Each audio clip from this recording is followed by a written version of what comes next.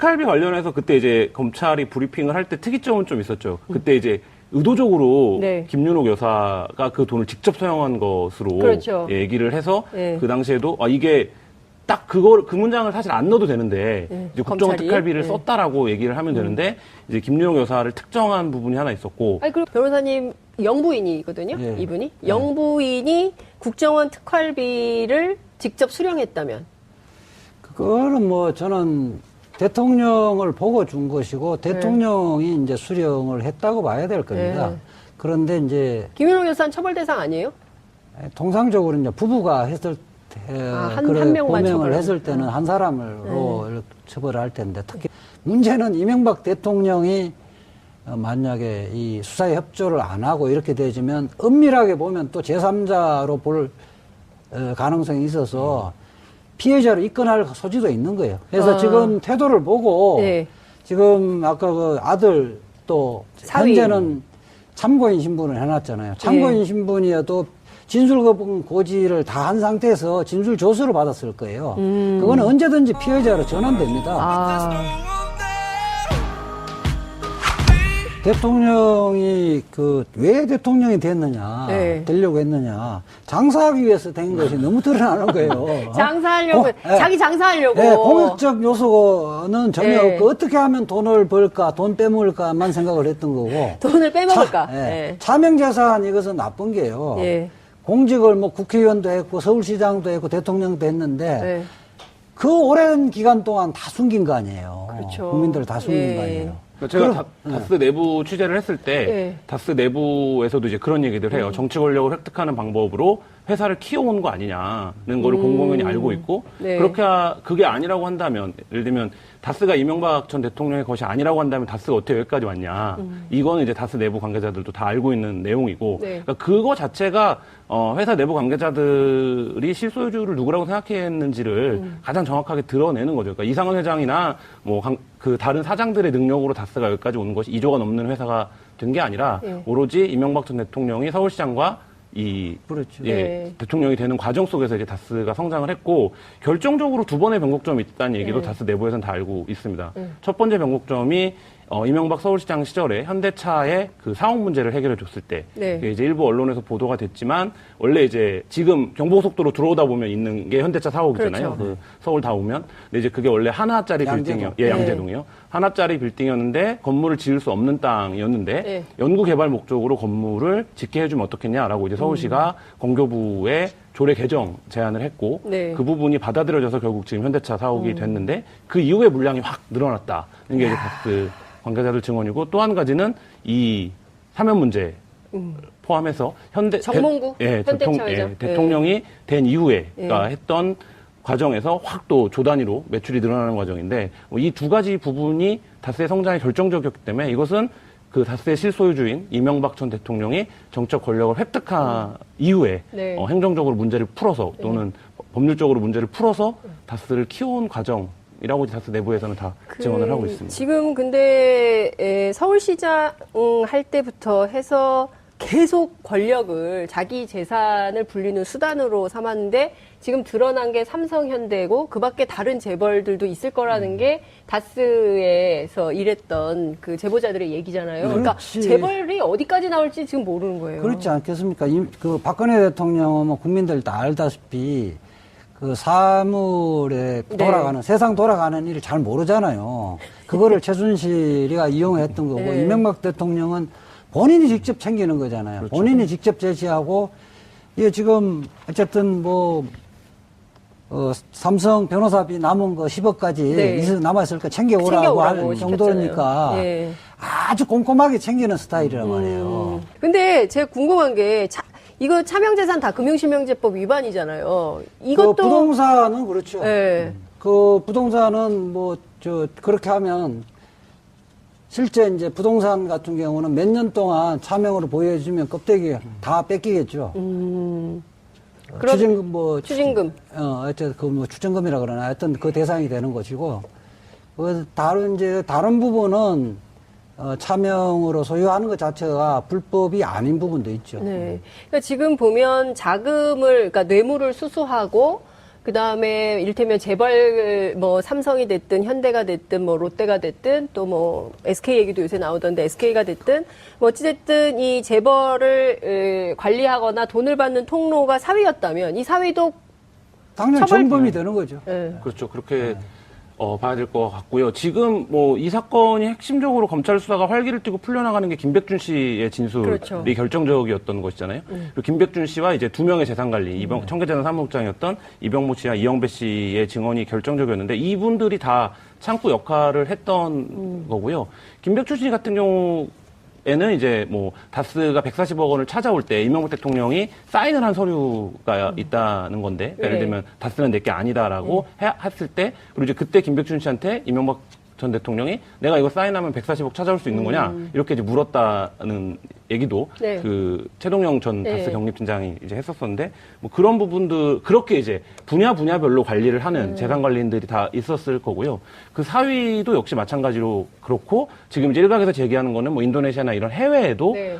사위라든지 또 조카들이 관리를 하고 있는 게 아니냐 뭐 이런 얘기가 나올 정도로 이 재산 관리인들이 곳곳에 예. 여러 경로에 있는 것으로 지금 그러니까 그 얘기를 하잖아요. 싱가포르로 다스를 옮기려고 네. 했다. 그래서 싱가포르로 옮겨가지고 싱가포르에서는 뭡니까 상속세나 이런 세금이 없기 때문에 일로 옮겨서 자기 아들한테 이 다스를 물려주려고 했었던. 그러니까 사실상의 우회상속을 다양한 수단을 동원해서 했다. 그러니까 이시영 씨가 이미 이제 중국 쪽 법인들은 그러니까요. 다 해외 그 법인들 해외 법인들을 싹 다. 싹 그게 이제 이런 관계입니다. 현대차가 그 공장에 진출을 하고 있어야 다스가 가는 거잖아요. 네. 왜냐면 협력업체니까. 다스는 그렇죠. 협력업체 1차 밴드 네. 업체니까. 그러면 이제 현대차가 진출한데 미국, 네. 중국, 그다음에 이제 몇 군데 또 해외에 네. 이제 다스 다 따라가는 법인들에서 다 따라가는 거고 상대적으로 이 해외 법인들 같은 경우에는 감시나 이제 견제 역할을 하기가 어렵기 때문에 예. 이 해외 법인들을 이 해외 법인의 물량을 다스의 다른 협력업체가 밀어주는 방식으로 해서 이 회사를 키우는 거죠. 그렇게 해서 지금 이시영 씨가 여러 회사를 예. 그러니까 접수를 했다라는 거고 대표적인 게 이 SM인 거잖아요. 그래서 SM 같은 경우에는 뭐 경주일각에서는 제2의 다스로 키우려고 했던 게 아니냐 이런 얘기가 나올 정도인데 이 SM이 성장하는 과정도 상당히 간단하게 어떤 거냐면 다스가 물량을 SM에게만 주는 겁니다. 그러면은 다른 하청업체들이 그대로 죽는 그렇죠. 거죠. 이 물량을 그대로 SM이 SM이. 흡수하는 거고 뭐 이런 과정이기 때문에 이거는 이시영 씨에게 주기 위해서 의도적으로 뭐 그렇게 했던 것이 아닌가. 그러니까요. 편법 상속 편법 있죠. 상속. 그러니까 참 이 편법 상속은 사실 삼성한테 배운 것 같아요. 그죠? 그렇죠. 예, 굉장히 삼성이 굉장히 예. 오랫동안 16년이 넘게 삼성인데 배운 것도 있지만은 옛날에 뭐 현대도 마찬가지였어요. 탈세, 뭐 편법 그 부분은 기업들이 다 그렇게 네. 했고 이명박 대통령도 그렇게 해서 불을 챙겼던 거. 지금 원천은 현대건설 있으면서 형성한 부잖아요. 예. 도곡동 땅. 그렇죠. 예. 그걸 부를 기초로 해서 한 거니까 그건 결국은 월급쟁이가 그러니까요. 그렇게 예. 부를 형성한다는 건 말이 안 되죠. 말이 안 되는 예. 거죠. 그러니까 결과적으로 보면 범죄 행각 속에서 축적된 부기 때문에 이거는 다시 국민 재산으로 토해내야 되지 않을까 이런 생각이 좀 드는데 제가 그 얘기 좀 여쭤보고 싶어요. 김 기자님께 여쭤보고 싶은데 이게 지금 누굽니까 정두원 의원이 네. 자기 요양원 가면 얘기하겠다는 네. 경천동지할 일 네. 그게 가족과 관련됐는데 네. 김윤옥 여사일 가능성을 언급했어요. 네. 김윤옥 여사다 이렇게 말은 안 했고 그래서 이게 지금 국정원 특활비가 김윤옥 여사하고의 연관돼 있다는 얘기는 기자들이 취재를 많이 하고 있는 것 같은데 네. 여기 좀 진도가 좀 나간 게 좀 있습니까? 뭐 정도원 의원이 얘기한 경천동지가 뭔지 좀 궁금한데요. 얘기 좀 했으면 좋겠어요, 정확하게. 정확하게는 네. 모르겠습니다. 정확하게는 네. 모르겠고, 네. 국정원 특활비 관련해서 그때 이제 검찰이 브리핑을 할 때 특이점은 좀 있었죠. 그때 이제 의도적으로 네. 김윤옥 여사가 그 돈을 직접 사용한 것으로 그렇죠. 얘기를 해서 네. 그 당시에도 이게 딱 그 문장을 사실 안 넣어도 되는데 이제 국정원 검찰이? 특활비를 네. 썼다라고 얘기를 하면 되는데 이제 김윤옥 여사를 특정한 부분이 하나 있었고 아니 그리고 갖다 줬다는 거 아니에요? 그렇죠. 김희중 씨에 따르면은 네. 관저로 네. 그래서 어쨌든 국정원 돈을 김윤옥 여사가 이제 직접 받았다라는 네, 그렇죠. 것까지 이제 지금 나온 상태인데, 그래서 뭐 그것 이상으로, 그러니까 김윤옥 여사가 뭐 그것에서 뭐 그 이후에는 카드라 같은 수준에서 여러 가지 보도들이 지금 나왔잖아요. 뭐 네. 명품을 싹쓸이 쇼핑했다부터 뭐 그렇죠. 대사관 여직원의 카드를 대리 사용했다라는 얘기, 뭐 이런 얘기들이 지금 나오고 있는데 구체적으로 확인이 아직 된 부분들은 아직까지는 없고. 그 지금 현재로서는 이제 다스 실소유주에 좀 집중이 돼 있는 뭐 이런 상태인 것 같습니다. 변호사님 영부인이거든요. 예. 이분이 영부인이 국정원 특활비를 직접 수령했다면 그거는 뭐 저는 대통령을 보고 준 것이고 대통령이 이제 수령을 했다고 봐야 될 겁니다. 네. 그런데 이제 김윤옥 여사는 처벌 대상 아니에요? 통상적으로 이제 부부가 했을 때 한 명만 범행을 처벌을. 했을 때는 한 사람으로 이렇게 처벌을 할 텐데 특히 이제 김윤옥 여사는 김윤옥 여사 단독으로 받을 수 있는 자격이 안 되고 대통령의 부인이기 때문에 받았던 거 아니겠어요? 그렇죠. 그러니까 그거는 제3자에게 준 뇌물이라 보기를 어렵고 직접 대통령이 준 뇌물이라 보게 될 텐데 문제는 이명박 대통령이 만약에 이 수사에 협조를 안 하고 이렇게 되지면 은밀하게 보면 또 제3자로 볼 가능성이 있어서 피해자를 입건할 소지도 있는 거예요. 그래서 지금 태도를 보고 네. 지금 아까 그 아들 또 사위. 현재는 참고인 신분을 해놨잖아요. 참고인 신분이어도 진술거부 고지를 다 한 상태에서 진술 조서를 받았을 거예요. 그거는 언제든지 피해자로 전환됩니다. 아, 그래서 그 부분은 이제 우리 대한민국의 아버지들은 아들 문제라든지 딸 문제가 건들리면 마음이 흔들리잖아요. 네, 그렇죠. 그 카드를 자기의- 빈칸을 남겨둔 거예요, 검찰. 히딩크하고 사진도 찍어줬잖아요. 자기 아들. 2002년도에. 저기 네. 서울시장 할 서울시장 때 할 때, 네. 자기 아들만 불러가지고 히딩크 감독하고 사진 찍었던. 그건 범죄가 아니니까. 아, 이건 범죄는 아니지만 그렇게까지 부정이라고 아꼈던 볼수 있죠. 네. 그러니까 그렇게까지 아꼈던 아들이 언제 피의자로 전환될지 모르는 상황에 온 거네요. 그 부인도 그죠? 그렇죠. 부인도 그렇고 아들도 그래서 그렇고 검찰은 사위. 예? 그 항상 그 여유룸을 남겨둬요. 룸을 네, 보고. 이 정도 됐으면 스스로 나오셔라. 그렇게 안 하면 예. 이동영 씨 그 신변은 저희들이 고민을 좀 해봐야 되겠네요. 이렇게 이야기하면 뭔 말인지 알죠. 검찰이 그렇게 얘기합니까? 그 정도는 합법의 영역이니까요. 이동영 씨 신분을 저희가 어떻게 해야 될지, 그 다음에는 김윤옥 여사를 그렇죠. 좀 모셔서 말씀을 좀 들어봐야 될지, 참고인 그렇죠. 조사를 해봐야 될지 모르겠습니다. 그러면, 김윤옥 씨 특활비 같은 경우에는 국정원에 갖다 준 직원들이 있을 거기 때문에 예를 들면 그러니까 그 국정원 직원이 직접. 네, 갖다 준 직원이 있을 거기 때문에 그 부분에서도 검찰이 상당 부분의 내용들을 이미 파악을 하고 있을 예. 거예요. 그러니까 예를 들면 근데 이제 그 과정에서 국정원 내에서도 이건 뭐까지 제가 정확하게 취재한 내용은 아니지만 그 영부인에게 이제 특활비를 주는 경우가 그 전에는 없었기 때문에 뭐 그 부분과 관련해서의 국정원 내부의 여러 소문들이 원세훈 원장 당시에 있었다라는 게 이제 국정원 제가 취재할 때 네. 들었던 내용 가운데 하나인데 뭐 김윤옥 여사에게 특활비를 주는 게 썩 매끄러운 과정은 아니었다 국정원에서도. 예. 그러니까 저는 참, 이런 대통령을 뽑았어요, 우리가. 부자 될 줄 알고. 우리가 다 부자 될 줄 알았는데, 한 명만 부자가 됐으니. 그러니까 그 이명박 대통령이 이런 비리들을 감추기 위해서 국정원이나 사회부사령부를 네. 동원해서 어떻게든 그 박근혜 대통령이 당선되도록 네. 했었고 아마 그 5년이 지나면 자기 거는 다 묻어질 것이다. 라고 생각을. 튀어나올 바퀴벌레가 없을 거라 생각했는데 네. 검찰은 튀어나온 바퀴벌레는 다 잡게 돼 있거든요. 증거가 나오면 네. 기소를 안 할 수가 없어요. 근데 바퀴벌레가 너무 많이 나왔어요. 그러니까 구속을 안 할 수가 없어. 네. 아무리 봐줄라 해도 네. 튀어나온 바퀴벌레가 네. 한 5개 나오면 구속시켜야 되는데 네. 여기는 수백 개가 나왔으니까 예, 수백 개가 나왔으니까 그냥 넘어갈 어쩔 수 수 없네요. 없어요. 사이버 사령부 이게 진짜 심각한 범죄거든요. 그렇죠. 예. 그러니까 이게 뭐 국정원이 정치 개입을 했다랑도 또 차원을 좀 달리하는 그러니까 그렇죠. 군이 우리 국민을 상대로 해서 작전을 벌인 건데 그 작전이 지금 심지어 댓글을 달고 이런 수준에 우리가 알고 있는 게 아니라 네. 아이디를 직접 수집해 갖고 네. 그 아이디의 신원을 경찰과의 공조를 통해서 확인을 하고 그 아이디를 파괴하는 공작을 했다라는 게 지금 레드펜 작전의 핵심이거든요. 네. 그러면 이제 그거는 누군지 모르는 거죠. 예를 들면 이 변호사님일 수도 있고 저일 수도 있고 포털에서 어떤 아이디들을 막 수집을 해갖고 네. 이 아이디의 성향이 네. 적색으로 의심이 되니 이 아이디의 활동을 파괴해버리자. 그래서 이제 그게 뭐 어떤 방식으로 그렇다면 작동을 했던 건지 뭐 이런 것들이 구체적으로 확인이 지금 되어야 되는 거고 군이 그 작업을 하는 데 있어서 네. 장관이라든지 최고 이제 통수권자의 오케이가 없이 네. 그 일을 할 수 있느냐, 뭐 이런 것들을 군이라는 조직의 특성상 그리고 그런 작업까지 할 정도로 그들을 확대하고 만드는데 조직을 꾸려야 되는데 뭐 이런 과정으로 놓고 본다면 이명박 전 대통령 시절에 이 통치라는 게 어떤 거였는지 좀 근본적인 회의감이 사실 드는 사건이고 사실상 그 내라는 음모인데. 내라는 음모다. 내라는 음모 전문가시잖아요. 내라는 음모. 통합지보다. 내라는 음모죠, 그게. 네. 예비단 이게 어떤 행위를 한 게 아니라 네. 예비 단계에서 아이디를 수집을 사실 한 거잖아요. 네. 그러니까 어떤 행위를 벌어져서 그거에 대해서 대응 성격의 그러니까 답변을 하는 거예요. 내란이라는 게 업무 단계에서 네. 원래는 일반적인 범죄는 업무 단계 처벌 규정이 없는데 예. 내란은 워낙 중요한 범죄니까 그렇죠. 처벌하는 예. 거잖아요. 모의 단계에서 그렇죠. 처벌하는 게 그렇습니다. 내란 업무란 말이에요. 그러니까. 이게 총뿌리를 국민들을 향해서 총뿌리를 들이댄 거잖아요. 물론 이제 자판의 총이지만 예.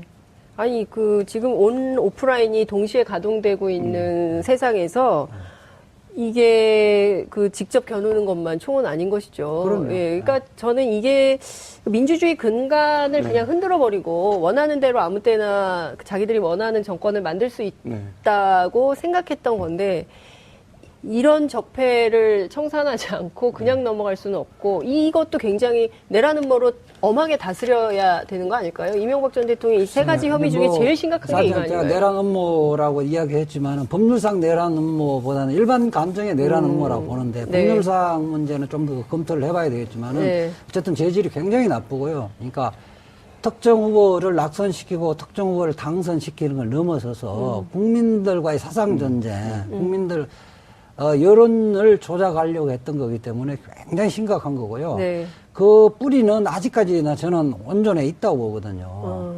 이 사건을 계기로 해서 거기에 뭐 처벌은 나중에 주더라도 실체를 가담의 정도나 규모 이런 것들을 낱낱이 밝혔어. 네. 처벌할 사람 처벌하고 예.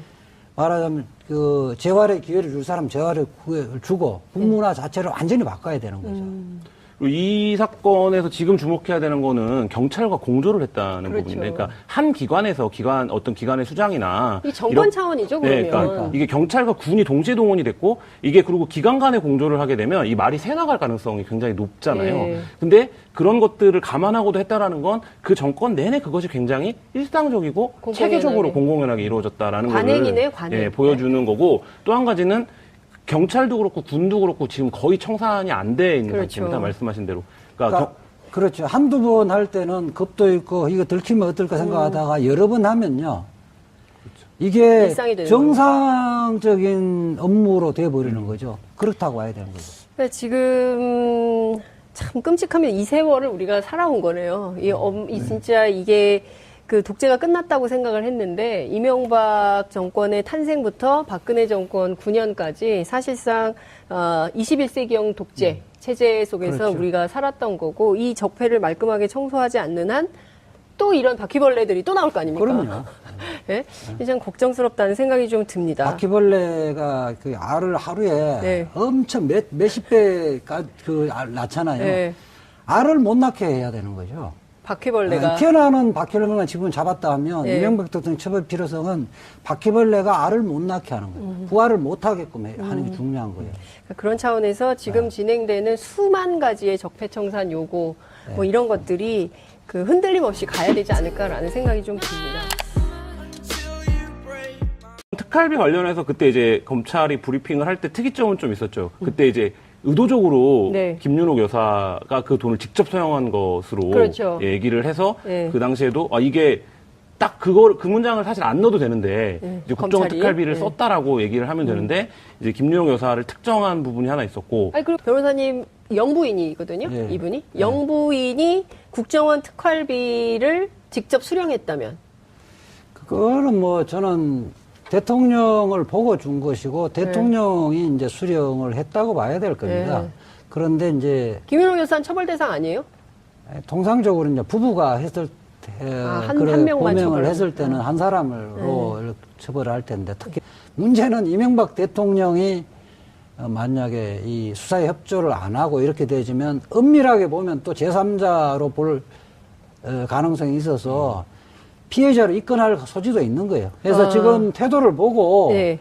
지금 아까 아들 또 사위. 현재는 참고인 신분을 해놨잖아요. 참고인 예. 신분이어도 진술거부 고지를 다 한 상태에서 진술 조서를 받았을 거예요. 그거는 언제든지 피해자로 전환됩니다. 아,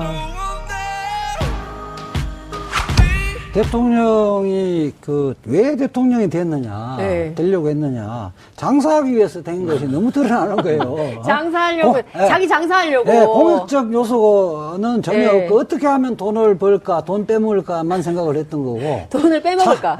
차명재산 이것은 나쁜 게요. 예. 공직을 뭐 국회의원도 했고 서울시장도 했고 대통령도 했는데 예. 그 오랜 기간 동안 다 숨긴 거 아니에요. 그렇죠. 국민들을 다 숨긴 예. 거 아니에요. 제가 다스 내부 취재를 했을 때 네. 다스 내부에서도 이제 그런 얘기들 해요. 정치 권력을 획득하는 방법으로 회사를 키워온 거 아니냐는 거를 공공연히 알고 있고 네. 그게 아니라고 한다면 예를 들면 다스가 이명박 전 대통령의 것이 아니라고 한다면 다스가 어떻게 여기까지 왔냐. 이거는 이제 다스 내부 관계자들도 다 알고 있는 내용이고 네. 그러니까 그거 자체가 회사 내부 관계자들이 실소유주를 누구라고 생각했는지를 가장 정확하게 드러내는 거죠. 그러니까 이상은 회장이나 뭐 그 다른 사장들의 능력으로 다스가 여기까지 오는 것이 이조가 이게 다 뺏기겠죠. 그럼 추징금 추징금. 어쨌든 뭐 추징금이라 그러나 하여튼 그 대상이 되는 것이고 다른 부분은 차명으로 소유하는 것 자체가 불법이 아닌 부분도 있죠. 네. 그러니까 지금 보면 자금을, 그러니까 뇌물을 수수하고, 그 다음에 이를테면 재벌, 뭐, 삼성이 됐든, 현대가 됐든, 뭐, 롯데가 됐든, 또 뭐, SK 얘기도 요새 나오던데, SK가 됐든, 뭐, 어찌됐든 이 재벌을 관리하거나 돈을 받는 통로가 사위였다면, 이 사위도, 당연히 처벌- 정범이 되는 거죠. 예. 그렇죠. 그렇게 봐야 될 것 같고요. 지금 뭐 이 사건이 핵심적으로 검찰 수사가 활기를 띠고 풀려나가는 게 김백준 씨의 진술이 그렇죠. 결정적이었던 것이잖아요. 그리고 김백준 씨와 이제 두 명의 재산관리, 청계재산 사무국장이었던 이병무 씨와 이영배 씨의 증언이 결정적이었는데 이분들이 다 창구 역할을 했던 거고요. 김백준 씨 같은 경우에는 이제 뭐 다스가 140억 원을 찾아올 때 이명박 대통령이 사인을 한 서류가 있다는 건데 그러니까 예를 네. 들면 다스는 내게 아니다라고 했을 때 그리고 이제 그때 김백준 씨한테 이명박 다스를 키워온 과정이라고 다스 내부에서는 다 증언을 하고 있습니다. 지금 근데 서울시장 할 때부터 해서 계속 권력을 자기 재산을 불리는 수단으로 삼았는데 지금 드러난 게 삼성현대고 그 밖에 다른 재벌들도 있을 거라는 게 다스에서 일했던 그 제보자들의 얘기잖아요. 그러니까 그렇지. 재벌이 어디까지 나올지 지금 모르는 거예요. 그렇지 않겠습니까? 그 박근혜 대통령은 뭐 국민들 다 알다시피 그 사물에 돌아가는, 세상 돌아가는 일을 잘 모르잖아요. 그거를 최순실이가 이용했던 거고, 네. 이명박 대통령은 본인이 직접 챙기는 거잖아요. 그렇죠. 본인이 직접 제시하고, 이게 지금 어쨌든 뭐, 삼성 변호사비 남은 거 10억까지 네. 남아있을 거 챙겨오라고 챙겨오라고 하는 정도니까 시켰잖아요. 네. 아주 꼼꼼하게 챙기는 스타일이란 말이에요. 근데 제가 궁금한 게 이거 차명재산 다 금융실명제법 위반이잖아요. 이것도 그 부동산은 그렇죠. 네. 그 부동산은 그렇게 하면 실제 이제 부동산 같은 경우는 몇 년 동안 차명으로 보여주면 껍데기 없는 회사가 된 게 아니라 예. 오로지 이명박 전 대통령이 서울시장과 그렇죠. 네. 대통령이 되는 과정 속에서 이제 다스가 성장을 했고 결정적으로 두 번의 변곡점이 있다는 얘기도 네. 다스 내부에서는 다 알고 있습니다. 첫 번째 변곡점이 이명박 서울시장 시절에 현대차의 그 사업 문제를 해결해 줬을 때 네. 그게 이제 일부 언론에서 보도가 됐지만 원래 이제 지금 경부고속도로 들어오다 보면 있는 게 현대차 사옥이잖아요. 그렇죠. 그 서울 다 오면 근데 이제 그게 원래 하나짜리 양재동. 빌딩이요. 예, 네. 양재동이요. 하나짜리 빌딩이었는데 건물을 지을 수 없는 땅이었는데 네. 연구개발 목적으로 건물을 짓게 해주면 어떻겠냐라고 이제 서울시가 공교부에 조례 개정 제안을 했고 네. 그 부분이 받아들여져서 결국 지금 현대차 사옥이 됐는데 그 이후에 물량이 확 늘어났다는 게 이제 다스 관계자들 증언이고 또 한 가지는 이 사면 문제 포함해서 정몽구? 현대차 회장? 대통령이 된 이후에 예. 가 했던 과정에서 확 또 조 단위로 매출이 늘어나는 과정인데 이 두 가지 부분이 다스의 성장에 결정적이었기 때문에 이것은 그 다스의 실소유주인 이명박 전 대통령이 정적 권력을 획득한 이후에 네. 행정적으로 문제를 풀어서 또는 법률적으로 문제를 풀어서